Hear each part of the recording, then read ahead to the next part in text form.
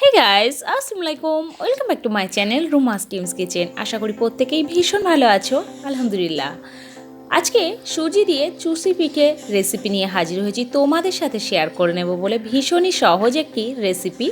চলো পুরো ভিডিওটি প্লিজ কন্টিনিউ করো। ওভেন অন করে কড়াই বসিয়ে দিলাম।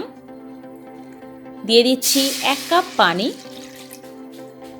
আর 1/4 টিস্পুন নুন। নুনটা তোমাদের স্বাদ মতোই তোমরা দিও। একটু নাড়িয়ে দিলাম। দিচ্ছি 1 কাপ সুজি। আমি এখানে মেজারমেন্ট কাপ ইউজ করেছি, তোমরা যে কোনো কাপ বা বাটি যেটা মেপেই সুজি দেবে সেটা মেপেই কিন্তু পানি দেবে।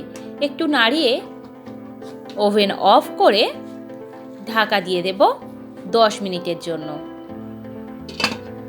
তাতে করে সুজিটা একেবারেই নরম হয়ে যাবে।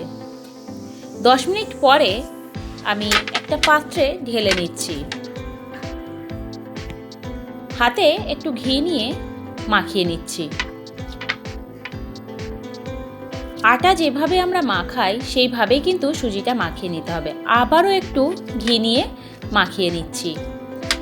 এইভাবে অল্প অল্প করে ঘি হাতে নিয়ে 3 থেকে 2বার বা 3বার ঘি অল্প অল্প করে নিয়ে কিন্তু পুরো ডোটা রেডি করতে হবে।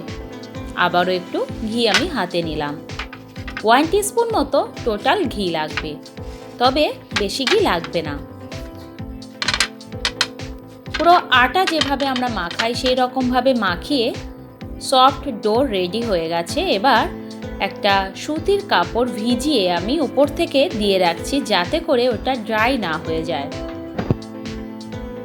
আর ছোট্ট ছোট্ট করে বলের মতো কেটে নিচ্ছি। আমি যে সাইজটা বল কাটছি তোমরা এর থেকে ছোট সাইজেরও কেটে নিতে পারো। আগে থেকে বল কেটে রাখতে হবে তার কোনোই দরকার নেই। একটা একটা করে বল কেটে হাতের তালুর মধ্যে রেখে এইভাবে ঘুরিয়ে ঘুরিয়ে কিন্তু চুষি পিঠেটা রেডি করা যাবে। আমি তোমাদের দেখানোর জন্যই আগে 2-3টে বল কেটে নিয়েছিলাম, নতুবা আগে থেকে কেটে রাখার কোনোই দরকার নেই, তাতে করে ড্রাই হয়ে যাবে। একটা করে বল কেটে তারপরে চুষি পিঠে হাতের তালুর মধ্যে ঘুরিয়ে নিতে হবে। আর একটা প্লেটে রেখেছি, কেউ কারোর গায়ে কিন্তু লেগে যাবে না। আবারও ওভেন অন করে কড়াই বসিয়ে দিলাম আর দিয়ে দিচ্ছি প্যাকেট দুধ 1 লিটার। 2টো প্যাকেট কেটে আমি কড়াইয়ের মধ্যে দিয়ে দিলাম। দুধটা ফুটিয়ে নেব, তাই একটু নাড়াচাড়া করে দিচ্ছি, যাতে করে বলক আসার সময় উতলিয়ে না যায়। তাই কন্টিনিউ এই পর্যায়ে আমি নাড়াচাড়া করছি।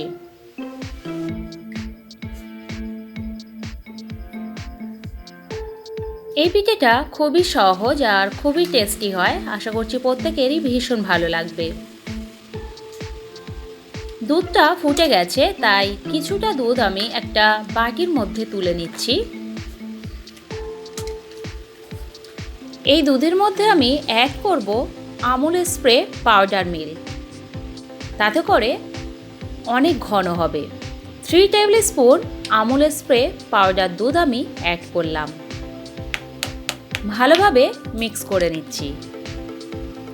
এবার কড়াইয়ের মধ্যে ঢেলে দিলাম। ভালো মতো মিক্স করে নিচ্ছি। পাউডার দুধটা তোমরা চাইলে স্কিপ করতে পারো, তবে এই দুধটা দেওয়ার কারণে কিন্তু অনেক বেশি ঘন হয়।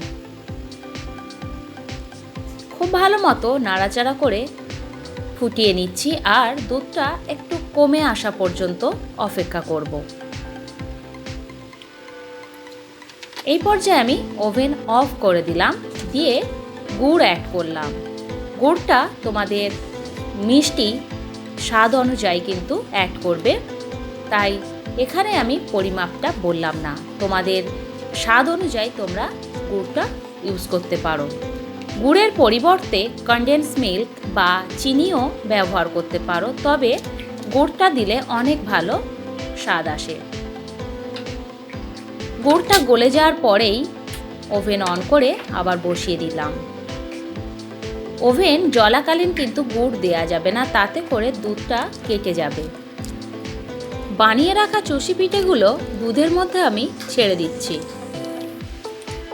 পিঠেগুলো কিন্তু কেউ কারো গায়ে লেগে যাবে না বা ভেঙেও যাবে না। সব পিঠেগুলো দেওয়ার পরে হালকা হাতে নাড়িয়ে দিচ্ছি। দেখতেই পাচ্ছ সব পিঠেগুলো কিন্তু একটা একটাই আছে আর গোটা আছে। ঢাকা দিলাম 2 মিনিটের জন্য। 2 মিনিট পরে খুব ভালো মতো বলক আসা শুরু করেছে। হালকাভাবে একটু নাড়িয়ে দিচ্ছি। যেগুলো ধারের দিকে আছে সেগুলো মাঝখানের দিকে একটু টেনে দিলাম। 4 মিনিট এইভাবে হাই ফ্লেমে ফুটিয়ে নিচ্ছি। তারপরে আবারও 5 মিনিট হাই ফ্লেমে ফুটিয়ে নেব। আমার এই রেসিপিটি যদি তোমাদের ভালো লেগে থাকে তাহলে অবশ্যই do like, comment, share and subscribe my channel Ruma's team's kitchen. 9 minute high ফ্লেমে রেখে পিঠেটা হওয়ার পরে এবার লো টু মিডিয়াম ফ্লেমে রেখে 5 মিনিট আমি পিঠেটা হতে দেব ঢাকা দিয়ে। 5 মিনিট পরে খুলে দেখিয়ে দিচ্ছি কতটা ঘন হয়ে গেছে আর পিঠেটা একদম রেডি হয়ে গেছে। দেখতে ইয়াম্মি হয়েছে, খেতে আরও বেশি ইয়াম্মি। সবাই অবশ্যই ট্রাই করো আর আমাকে অবশ্যই জানাতে ভুলো না। ওভেন অফ করে সার্ভিং বোলের মধ্যে আমি তুলে নিয়েছি। সবাই খুব ভালো থাকো আর সুস্থ থাকো। আল্লাহ হাফিজ।